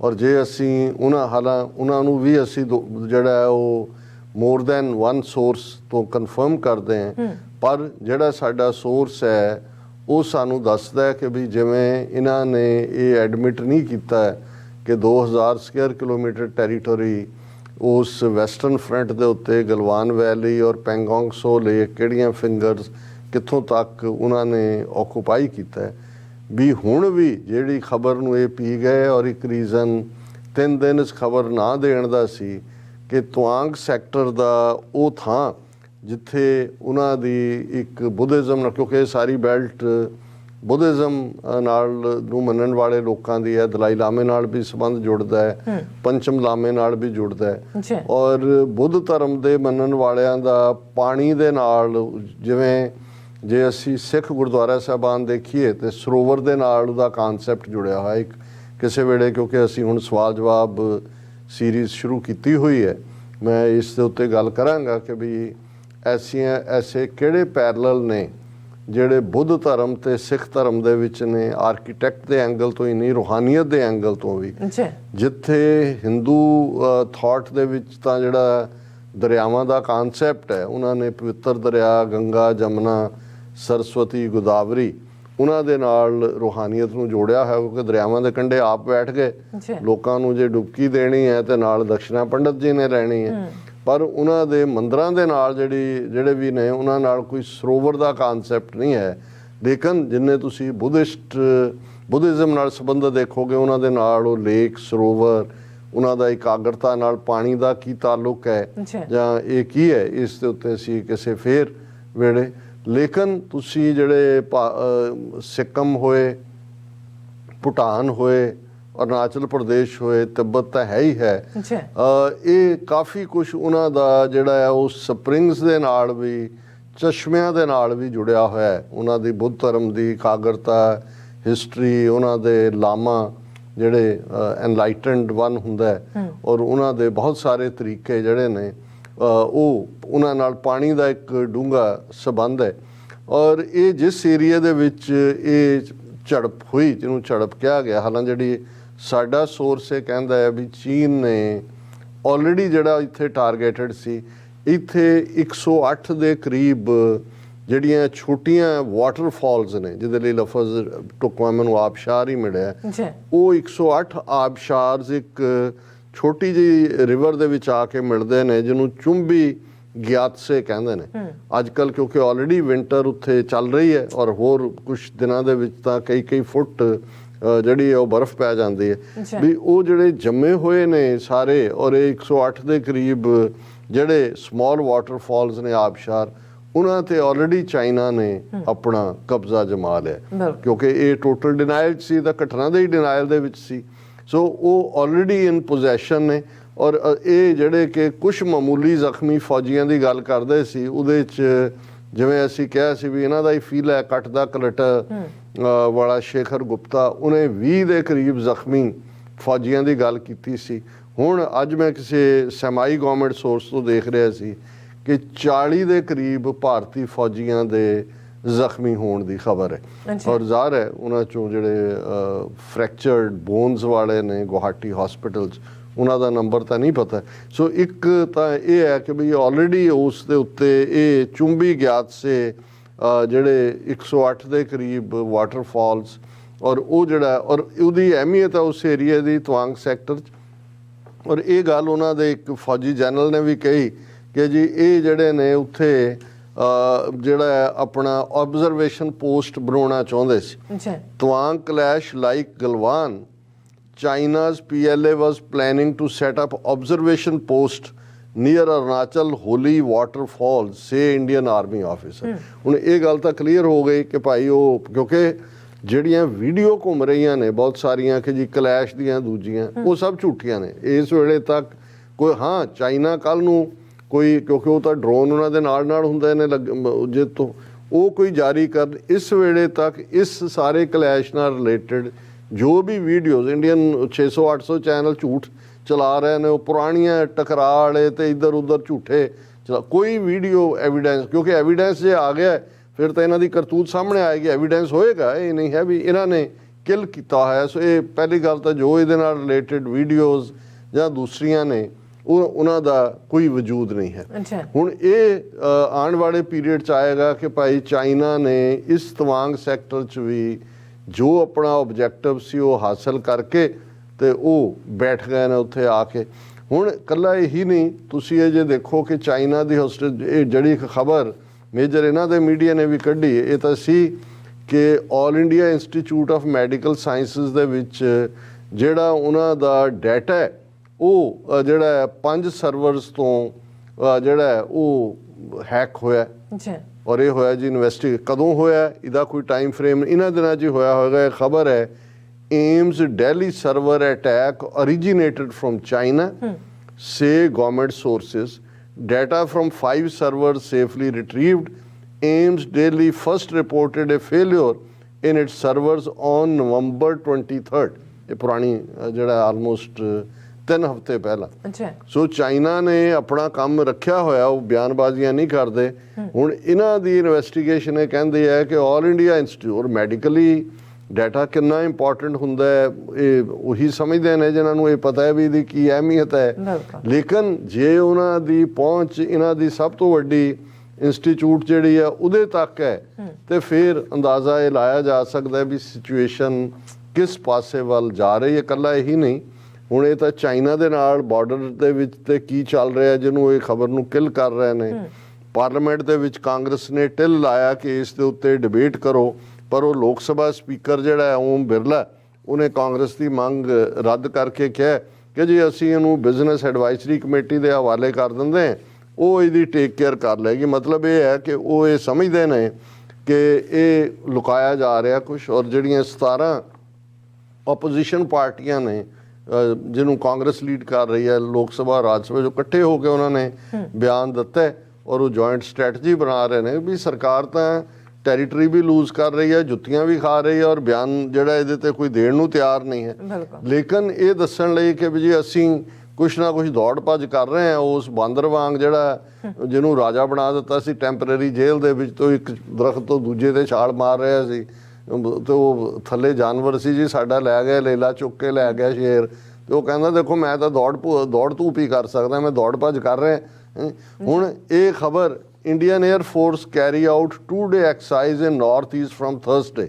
ਉਹਨਾਂ ਨੇ ਕਿਹਾ ਜੀ ਇਹ ਇੰਡੀਅਨ 에ਅਰ ਫੋਰਸ ਨੇ ਐਲਾਨ ਕਰਤਾ ਹੈ ਕਿ ਉੱਥੇ ਨਾਰਥ ਈਸਟ ਅਸੀਂ 2 ਦਿਨ ਫੌਜੀ ਐਕਸਾਈਜ਼ਸ ਦਾ 에ਅਰ ਫੋਰਸ ਜਿਹੜੀ ਹੈ ਉਹ ਆਪਣੇ ਕਰੇਗੀ। ਉਹ ਜਿਵੇਂ ਉਹ 26 ਜਨਵਰੀ ਨੂੰ ਜਾਂ ਦੂਜੇ ਉਹ ਡਰਾਮੇ ਜੇ ਕਰਦੇ ਨੇ ਉਹ ਦਿਖਾਉਣ ਦੇ ਲਈ ਕਿ ਜੀ ਅਸੀਂ ਦੌੜ ਧੂਪ ਕਰ ਰਹੇ।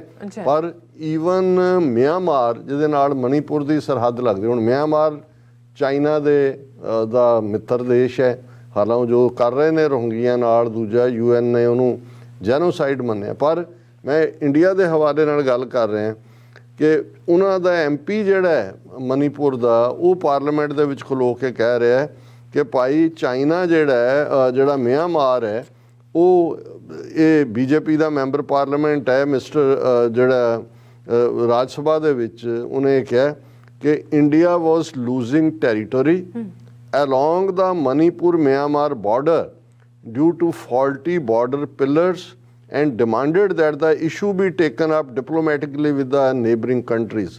ਉਹਨੇ ਪੂਰੀ ਡਿਟੇਲ ਦਿੱਤੀ ਹੈ ਕਿ ਭਾਈ ਇਹ ਜਿਹੜੇ ਨੇ ਉੱਥੇ ਕਿਉਂਕਿ ਮਨੀਪੁਰ ਦਾ ਬਾਰਡਰ ਮਿਆਂਮਾਰ ਨਾਲ ਲੱਗਦਾ ਜਿਹਨੂੰ ਪਹਿਲਾਂ ਬਰਮਾ ਕਹਿੰਦੇ ਸੀ, ਉਹਨੇ ਕਿਹਾ ਵੀ ਉਸ ਬਾਰਡਰ ਨੂੰ ਆਇਡੈਂਟੀਫਾਈ ਕਰਦੇ ਆ ਪਿਲਰ 64 ਤੋਂ 68, 75 ਤੋਂ 79 ਤੇ 88 ਤੋਂ 95 ਨੇ।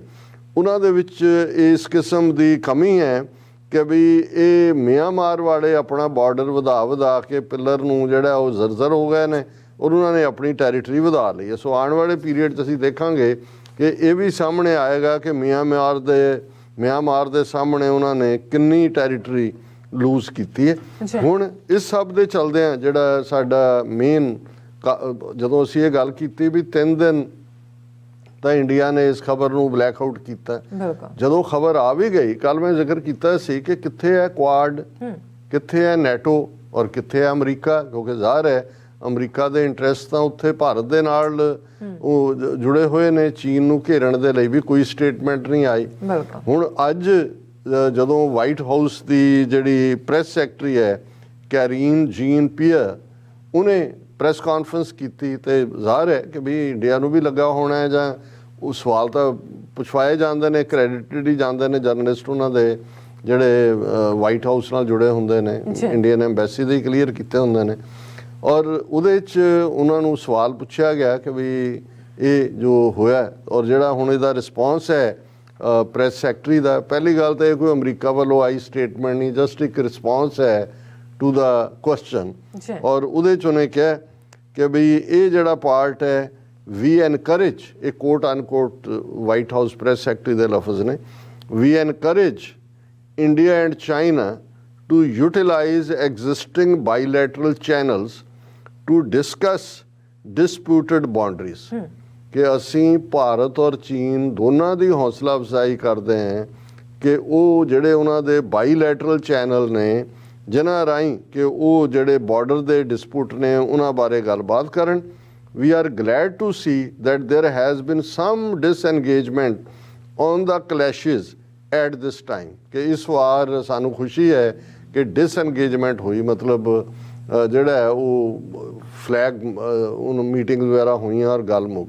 ਹੁਣ ਇਹ ਰਿਸਪੌਂਸ ਵਾਈਟ ਹਾਊਸ ਦਾ ਮੈਂ ਸਮਝਦਾ ਵੀ ਇਸ ਨੇ ਭਾਰਤ ਨੂੰ ਚਿੰਤਾ 'ਚ ਜ਼ਰੂਰ ਪਾਇਆ ਹੋਏਗਾ, ਜਿਹੜੇ ਵੀ ਉਹਨਾਂ ਦੇ ਸੀਨੀਅਰ ਲੋਕ ਬੈਠੇ ਨੇ, ਕਿ ਪਿੱਛੇ ਜਦੋਂ ਕਿ ਵੈਸਟਰਨ ਫਰੰਟ ਤੇ ਗਲਵਾਨ ਵੈਲੀ ਦੇ ਵਿੱਚ ਹੁੰਦਾ ਤੇ ਭਾਰਤ ਤਾਂ ਅਜੇ ਮੰਨਣ ਨੂੰ ਵੀ ਤਿਆਰ ਨਹੀਂ ਸੀ ਕਿ ਨਾ ਕੋਈ ਆਇਆ ਨਾ ਕੋਈ ਟੈਰੀਟਰੀ, ਲੇਕਿਨ ਅਮਰੀਕਾ ਦਾ ਸਟਾਂਸ ਬੜਾ ਐਗਰੈਸਿਵ ਸੀ ਚਾਈਨਾ ਦੇ ਉੱਤੇ। ਹੁਣ ਜਿਹੜੀ ਉਸ ਖਿੱਤੇ ਦੇ ਵਿੱਚ ਹਰ ਰੋਜ਼ ਸਿਚੁਏਸ਼ਨ ਬਦਲ ਰਹੀ ਹੈ ਔਰ ਇੱਕ ਵੱਡੀ ਤਬਦੀਲੀ ਜਿਹਦੇ ਕਰਕੇ ਅਮਰੀਕਾ ਈਵਨ ਚਾਈਨਾ ਬਾਰੇ ਵੀ ਉਸ ਦੀ ਨੀਤੀ ਜਾਂ ਪਾਕਿਸਤਾਨ ਬਾਰੇ ਵੀ ਥੋੜ੍ਹੀ ਬਦਲੇਗੀ ਆਉਣ ਵਾਲੇ ਪੀਰੀਅਡ 'ਚ। ਉਹ ਜਿਹਨੂੰ ਅਸੀਂ ਵੀ ਕੋਈ ਬਹੁਤਾ ਡਿਸਕਸ ਨਹੀਂ ਕੀਤਾ ਕਿ ਚਾਈਨਾ ਦੇ president Xi Jinping Saudi Arabia ਦੇ ਦੌਰੇ ਤੇ ਜਾਂਦੇ ਨੇ ਔਰ ਜਿਸ ਕਿਸਮ ਦੇ ਲੈਂਡਮਾਰਕ ਐਗਰੀਮੈਂਟ ਉਹਦੇ 'ਚ ਹੋਏ 30 ਤੋਂ ਜ਼ਿਆਦਾ, 34 ਨੇ ਜਾਂ 44 ਨੇ, ਮੈਨੂੰ ਫਿਗਰ ਯਾਦ ਨਹੀਂ ਹੈ, ਜਿਹਦੇ 'ਚ ਬਹੁਤ ਵੱਡੀ ਇਨਵੈਸਟਮੈਂਟ ਚਾਈਨਾ ਦੇ ਵਿੱਚ ਆਇਲ ਰਿਫਾਈਨਰੀਜ਼ ਦੂਜੀਆਂ ਜਿਹੜੀ ਕਰਾਊਨ ਪ੍ਰਿੰਸ ਨੇ ਇੰਡੀਆ ਜਾਣਾ ਸੀ। ਹੁਣ ਪਹਿਲਾਂ ਤਾਂ ਨਵੰਬਰ ਦੇ ਵਿੱਚ ਸਾਊਦੀ ਅਰੇਬੀਆ ਦਾ ਕਰਾਊਨ ਪ੍ਰਿੰਸ ਇੰਡੀਆ ਦੇ ਦੌਰੇ ਤੇ ਜਾ ਰਿਹਾ ਸੀ, ਇਹੀ ਐਗਰੀਮੈਂਟ ਬਹੁਤ ਸਾਰੇ ਜਾਂ ਇਨਵੈਸਟਮੈਂਟ ਉਹ ਦੌਰਾ ਵੀ ਕੈਂਸਲ ਕੀਤਾ, ਜਿਹੜੀ ਪਹਿਲਾ ਡਿਪਲੋਮੈਟਿਕ ਸਨੱਬ ਹੁੰਦਾ ਹੈ। ਔਰ ਉਸ ਤੋਂ 2 ਹਫ਼ਤੇ ਬਾਅਦ 3 ਹਫ਼ਤੇ ਬਾਅਦ ਸ਼ੀ ਜਿਨਪਿੰਗ ਸਾਊਦੀ ਅਰੇਬੀਆ ਪਹੁੰਚ ਜਾਂਦੇ ਨੇ। ਪਹਿਲਾਂ ਕੋਈ ਬਹੁਤ ਐਡਵਰਟਾਈਜ਼ ਦੌਰਾ ਨਹੀਂ ਸੀ। ਔਰ ਜਿਸ ਲੈਵਲ ਦੇ ਐਗਰੀਮੈਂਟ ਹੁੰਦੇ ਨੇ ਉਸ ਤੋਂ ਜ਼ਾਹਰ ਹੈ ਕਿ ਸਾਊਦੀ ਅਰੇਬੀਆ ਜਿਹੜਾ ਬਿਲਕੁਲ ਵੈਸਟਰਨ ਬਲਾਕ ਔਰ ਅਮਰੀਕਾ ਦੀ ਐਕਸਟੈਂਸ਼ਨ ਹੀ ਸੀ ਨੀਤੀਆਂ ਦੀ, ਇੱਕ ਸਟੇਜ 'ਤੇ ਵੱਡੀ ਗਿਣਤੀ 'ਚ ਅਮਰੀਕਨ ਟਰੂਪਸ ਵੀ ਔਰ ਦੂਸਰਾ ਵੀ ਉਹਨਾਂ ਦੀ ਸਾਰਿਆਂ ਨੂੰ ਸਾਊਦੀ ਅਰੇਬੀਆ ਬਣਾਇਆ ਹੀ, ਜਿਹੜਾ ਹੈ ਜੇ ਅਸੀਂ ਫਸਟ ਵਰਲਡ ਵਾਰ ਤੋਂ ਬਾਅਦ ਦੇਖੀਏ ਆਟੋਮੈਨ ਐਮਪਾਇਰ ਤੋਂ ਤੋੜ ਕੇ ਬਣਾਇਆ। ਹੁਣ ਉਹ ਜਦੋਂ ਕਿ ਇੱਕ ਕ੍ਰਾਈਸਿਸ ਅਮਰੀਕਾ ਵਰਸਸ ਚਾਈਨਾ ਇਹਨਾਂ ਨੇ ਅਮਰੀਕਾ ਦੇ ਰਾਹੀਂ ਖੜਾ ਹੋਇਆ ਤੇ ਉਹਦੇ 'ਚ ਸਾਊਦੀ ਅਰੇਬੀਆ, ਜਿਹਦਾ ਮਤਲਬ ਇਕੱਲਾ ਇਹੀ ਨਹੀਂ ਸਾਊਦੀ ਅਰੇਬੀਆ, ਕਿਉਂਕਿ OIC ਜੇ ਸਭ ਤੋਂ ਵੱਡਾ ਕੋਈ ਬਲਾਕ ਹੈ, ਯੂਨਾਈਟਿਡ ਨੇਸ਼ਨਸ ਦੇ 194 ਦੇਸ਼ ਮੈਂਬਰ ਨੇ। ਯੂਨਾਈਟਿਡ ਨੇਸ਼ਨਸ ਤੋਂ ਬਾਅਦ ਜੇ ਕੋਈ ਟੁਗੈਦਰ ਮੈਂਬਰਸ ਦਾ ਗਰੁੱਪ ਹੈ ਇਸਲਾਮਿਕ ਮੁਲਕਾਂ ਦਾ, ਉਹ OIC ਹੈ। 57 ਮੁਲਕ ਜਿਹੜੇ ਨੇ ਉਸ ਦੇ ਮੈਂਬਰ ਨੇ ਤੇ ਸਾਊਦੀ ਅਰੇਬੀਆ ਜ਼ਾਹਰ ਹੈ ਉਹਨੂੰ ਲੀਡ ਕਰਦਾ ਹੈ। ਮੇਨ ਮੱਕਾ ਮਦੀਨਾ ਵੀ ਹੈ, ਪਲੱਸ ਵੈਲਥ ਵੀ ਹੈ, ਪਲੱਸ ਉਹਨਾਂ ਦੀ ਇੱਕ ਆਪਣੀ ਅਹਿਮੀਅਤ ਹੈ। ਸੋ ਇਹ ਜਿਹੜੀ ਸ਼ਿਫਟ ਹੈ ਟੂਵਰਡ ਚਾਈਨਾ। ਦੂਜੇ ਪਾਸੇ ਇੰਡੀਆ ਨੂੰ ਉਹਨਾਂ ਨੇ ਕੁਆਡ ਦੇ ਵੇਲੇ ਵੀ ਪਰਖ ਲਿਆ ਔਰ ਉਸ ਤੋਂ ਬਾਅਦ ਵੀ ਉਹਨਾਂ ਦੀ ਮਿਲਟਰੀ ਕੈਪੇਬਿਲਿਟੀ ਵੀ ਦੇਖ ਲਈ। ਉਸ ਤੋਂ ਪਹਿਲਾਂ ਬਾਲਾਕੋਟ ਦੇ ਵੇਲੇ ਜਿਹੜਾ ਇਹਨਾਂ ਨੇ ਕੀਤਾ ਉਹਦੇ 'ਚ ਵੀ ਇਹਨਾਂ ਦੀ ਏਅਰ ਫੋਰਸ ਦੀ ਲਾਈਨ ਵੀ ਸਾਰੀ ਸਾਹਮਣੇ ਆ ਗਈ। ਸੋ ਮੈਂ ਸਮਝਦਾ ਹਾਂ ਵੀ ਆਉਣ ਵਾਲੇ ਪੀਰੀਅਡ 'ਚ ਇਹ ਜਿਹੜਾ ਹੁਣ ਇਸ ਦੇ ਉੱਤੇ ਅਮਰੀਕਾ ਦਾ ਬਿਲਕੁਲ ਹੀ ਨਿਊਟਰਲ ਹੋ ਜਾਣਾ ਹੈ, ਰਾਦਰ ਰਿਸਪੌਂਸ ਕੋਈ ਨਾ ਦੇਣਾ ਹੈ। ਇਹ ਦੱਸਦਾ ਹੈ ਕਿ ਵੀ ਆਉਣ ਵਾਲੇ ਪੀਰੀਅਡ 'ਚ ਔਰ ਸਾਡੇ ਲਈ ਵੈਲਕਮਿੰਗ, ਸਾਡੇ ਲਈ ਦਿੱਕਤ ਹੈ ਇਸ ਗੱਲ 'ਚ ਕਿ ਅਮਰੀਕਾ ਜਿਹੜਾ ਇੱਕ ਰੀਅਲ ਡੈਮੋਕ੍ਰੇਸੀ ਦੇ ਰੂਪ 'ਚ ਫਲਰਿਸ਼ ਹੈ 2 ਸਦੀਆਂ ਤੋਂ, ਉਹ ਉਸ ਕਿਸਮ ਦੇ ਮੁਲਕ ਦੇ ਨਾਲ ਅਲਾਈ ਕਰੇ ਆਪਣੇ ਆਪ ਨੂੰ ਜਿਹੜੀ ਡੈਮੋਕ੍ਰੇਸੀ ਦੇ ਨਾਂ ਥੱਲੇ ਫਾਰਸ ਹੈ ਔਰ ਸਾਡੇ ਇੰਟਰਸਟ ਸਾਡੀ ਕੌਮ ਦਾ ਫਿੱਤ ਤਾਂ ਉਸ ਨਾਲ ਹੀ ਜੁੜਿਆ ਹੋਇਆ ਹੈ। ਸੋ ਇਹ ਅਸੀਂ ਇਸ ਨੂੰ ਇੱਕ ਵੈਲਕਮ ਮੂਵ ਦੇਖਦੇ ਹਾਂ ਕਿ ਮੇਬੀ ਅਮਰੀਕਨਸ ਦਾ ਜਿਹੜਾ ਪਹਿਲਾ ਯੂਫੋਰੀਆ ਸੀ ਭਾਰਤ ਨੂੰ ਲੈ ਕੇ, ਜਿਹੜਾ ਬੜਾ ਇੱਕ ਚਾਅ ਚੜਿਆ ਹੋਇਆ ਸੀ, ਹੁਣ ਲੱਗਦਾ ਹੈ ਵੀ ਚਾਅ ਥੋੜਾ ਜਿਹਾ ਮੱਠਾ ਹੋਇਆ ਹੋ ਗਿਆ। ਜੀ ਡਾਕਟਰ ਸਾਹਿਬ ਤੁਹਾਡਾ ਬਹੁਤ ਬਹੁਤ ਸ਼ੁਕਰੀਆ। ਸਾਥ ਲੈਣਾ ਬ੍ਰੇਕ ਔਰ ਬ੍ਰੇਕ ਤੇ ਜਾਣ ਤੋਂ ਪਹਿਲਾਂ ਅਸੀਂ ਪ੍ਰਦਰਸ਼ਕਾਂ ਦੇ ਸਰੋਤਿਆਂ ਨੂੰ ਅਪੀਲ ਤੇ ਬੇਨਤੀ ਕਰਦੀ ਹੈ ਵਿਊਅਰਸ, ਜਿਸ ਤਰ੍ਹਾਂ ਕਿ ਤੁਸੀਂ ਜਾਣਦੇ ਹੋ ਕਿ TV 84 ਹੱਕ ਸੱਚ ਇਨਸਾਫ ਦੀ ਜਿਹੜੀ ਹੈ ਆਵਾਜ਼ ਹੈ ਉਹ ਬੁਲੰਦ ਕਰ ਰਿਹਾ। ਇਹ ਆਵਾਜ਼ ਤੁਹਾਡੇ ਪਿਆਰ ਸਦਕਾ, ਤੁਹਾਡੇ ਵਿਸ਼ਵਾਸ ਸਦਕਾ, ਤੁਹਾਡੇ ਡੋਨੇਸ਼ਨ ਸਦਕਾ ਹੀ ਹੋ ਸਕਦੀ ਹੈ। ਸੋ ਅਸੀਂ ਚਾਹਾਂਗੇ ਕਿ ਤੁਸੀਂ TV 84 ਦੀ ਚੜ੍ਹਦੀ ਕਲਾ ਲਈ ਵੱਧ ਤੋਂ ਵੱਧ ਡੋਨੇਟ ਕਰੋ। ਡੋਨੇਟ ਕਰਨ ਲਈ ਸਾਡੀ ਵੈਬਸਾਈਟ tv84.tv ਤੇ ਜਾ ਕੇ ਪੇਪਲ ਦੀ ਵਰਤੋਂ ਕਰਕੇ ਵਨ ਟਾਈਮ ਡੋਨੇਟ ਕਰ ਸਕਦੇ ਹੋ, ਮੰਥਲੀ ਡੋਨੇਟ ਵੀ ਕਰ ਸਕਦੇ ਹੋ। ਤੁਸੀਂ TV 84 ਦੇ ਨਾਮ ਤੇ ਚੈੱਕ ਬਣਾ ਕੇ ਸਾਨੂੰ ਮੇਲ ਵੀ ਕਰ ਸਕਦੇ ਹੋ ਸਾਡੇ ਇਸ ਪਤੇ ਤੇ 36-01 37th Avenue, Long Island City, New York 11101 USA, ਜਾਂ ਫਿਰ ਤੁਸੀਂ ਸਾਨੂੰ ਫੋਨ ਰਾਹੀਂ ਵੀ ਸੰਪਰਕ ਕਰ ਸਕਦੇ ਹੋ। ਸਾਡੇ ਫੋਨ ਨੰਬਰ ਤੇ 5166191984। ਤੁਸੀਂ ਸਾਨੂੰ ਈਮੇਲ ਵੀ ਕਰ ਸਕਦੇ ਹੋ info@tv84.tv ਤੇ। ਅਸੀਂ ਤੁਹਾਡੇ ਤਹਿ ਦਿਲ ਤੋਂ ਸ਼ੁਕਰਗੁਜ਼ਾਰ ਹੋਵਾਂਗੇ। ਸੋ ਇੱਥੇ ਲੈਣੇ ਬ੍ਰੇਕ। ਵਿਊਅਰਸ, ਤੁਸੀਂ ਸਾਨੂੰ ਇਸੇ ਤਰ੍ਹਾਂ ਬਣੇ ਰਹਿਣਾ। ਮਿਲਦੇ ਹਾਂ ਛੋਟੇ ਜਿਹੇ ਵਕਫੇ ਤੋਂ ਬਾਅਦ।